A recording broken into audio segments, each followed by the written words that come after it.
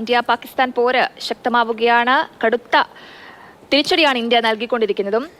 എന്താണ് ഇന്ത്യ ചെയ്യാൻ പോകുന്നത് എന്നത് പാകിസ്ഥാൻ ഇതുവരെയും ബോധ്യം വന്നിട്ടില്ല. ലോകരാജ്യത്തിനും ലോകരാജ്യങ്ങൾക്കും വ്യക്തതയില്ല. നമ്മുടെ നാട്ടിൽ തന്നെ എന്താണ് നമ്മുടെ സർക്കാർ, നമ്മുടെ സേനാ വിഭാഗങ്ങൾ അടുത്ത നീക്കമായി മുന്നിൽ കണ്ടിരിക്കുന്നത്, ആസൂത്രണം ചെയ്യുന്നത് എന്ന കാര്യത്തിൽ ഇതുവരെയും വ്യക്തത വന്നിട്ടില്ല. അതിജാഗ്രത അതിർത്തിയിൽ ഉൾപ്പെടെ തുടരുകയാണ്. പാകിസ്ഥാന് മുന്നിൽ കരുത്ത് കാട്ടാനുള്ള എല്ലാ നീക്കവും എല്ലാ കരുത്തും ഇന്ത്യൻ വ്യോമസേനയും പ്രകടിപ്പിക്കുന്നു. ഉത്തർപ്രദേശിലെ ഗംഗാ എക്സ്പ്രസ് വേയിൽ നാളെ എയർ ഷോ സംഘടിപ്പിക്കാനാണ് ഇപ്പോഴത്തെ തീരുമാനം. റഫാൽ, ജാഗ്വാർ, മിറാജ് പോർ വിമാനങ്ങൾ അഭ്യാസ പ്രകടനത്തിൽ പങ്കെടുക്കും.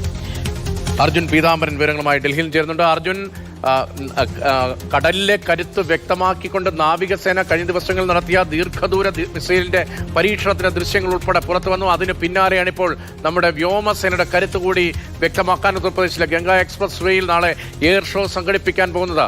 കൃത്യമായ സന്ദേശം, വെല്ലുവിളി.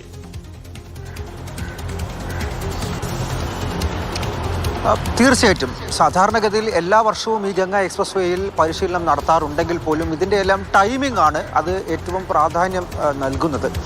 6 കിലോമീറ്റർ നീളമുള്ള സ്ട്രെച്ചിൽ ഗംഗ എക്സ്പ്രസ് വേയിൽ മാത്രം, ഈ രാജ്യത്ത് ഗംഗ എക്സ്പ്രസ് വേയിൽ മാത്രം പോർ വിമാനങ്ങൾ അടക്കമുള്ള സൈനിക വിമാനങ്ങൾ ലാൻഡ് ചെയ്യാനും ടേക്ക് ഓഫ് ചെയ്യാനുള്ള സൗകര്യമുണ്ട്.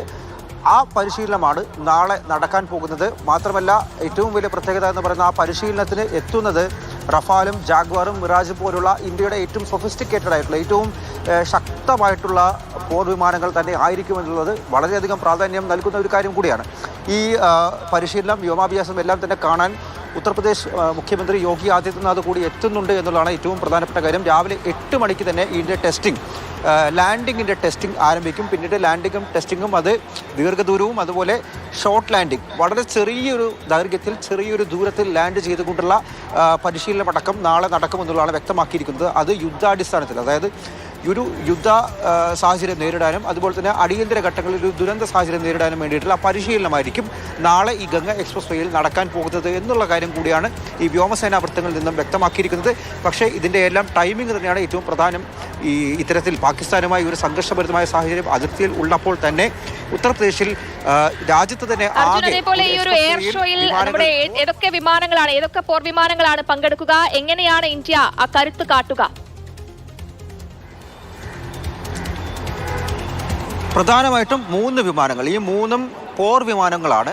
ഒന്ന് ജാഗ്വാർ, രണ്ടാമത്തേത് മിറാജ്, മൂന്നാമത്തേത് റഫാൽ. ഇന്ത്യയെ സംബന്ധിച്ച് ഏറ്റവും ശക്തമായിട്ടുള്ള അതിർത്തിയിൽ ഇതിനോടകം വിന്യസിച്ചിട്ടുള്ള വിമാനങ്ങളാണ് റഫാൽ. അതുപോലെ തന്നെ അടിയന്തര സാഹചര്യത്തിൽ, അത് ഒരു യുദ്ധ സാഹചര്യമാണെങ്കിലും അതല്ല ഒരു ദുരന്ത സാഹചര്യമാണെങ്കിലും, ദുരന്തത്തെ എല്ലാം നേരിടേണ്ട ഒരു അവസ്ഥയാണെങ്കിൽ പോലും അവിടെയെല്ലാം നിർണായകമായുള്ള ഇടപെടൽ നടത്താൻ സാധിക്കുന്ന 3 പോർ വിമാനങ്ങളാണ് ഈ പരിശീലനത്തിൽ നേരിട്ട് പങ്കെടുക്കാൻ പോകുന്നത്. അതിലൂടെ വ്യക്തമായിട്ടുള്ളൊരു സന്ദേശം എന്തെങ്കിലും പാകിസ്ഥാന് നൽകാൻ കഴിയുമെന്നുള്ള കാര്യം കൂടി ഉറപ്പാണ്. ഇതിനോടകം നാവികസേന ഇന്ത്യയുടെ സമുദ്രാതിർത്തിയിൽ പരിശീലനം പല രീതിയിൽ നടത്തിയിട്ടുണ്ട്.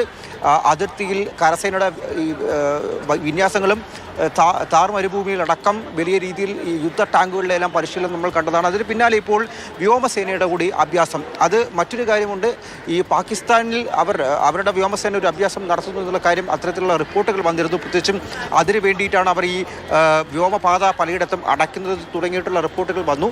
അതേസമയത്ത് തന്നെ നമ്മളും നമ്മുടെ പോർ വിമാനങ്ങൾ എന്തായാലും ഏറ്റവും കരുത്തരായ പോർ വിമാനങ്ങളാണ് അണിനിരക്കാൻ പോകുന്നത് നാളത്തെ ആ ഒരു എയർ ഷോയിൽ.